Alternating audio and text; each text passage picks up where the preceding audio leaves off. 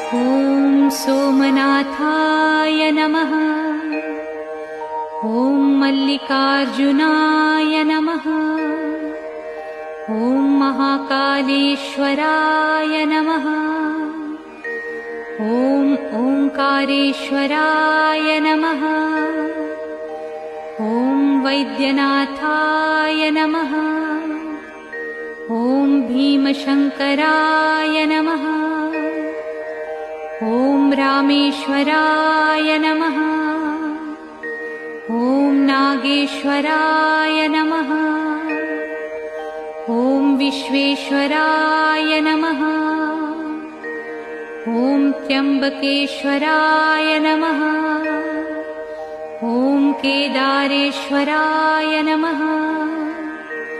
ॐ भुस्मेश्वराय नमः।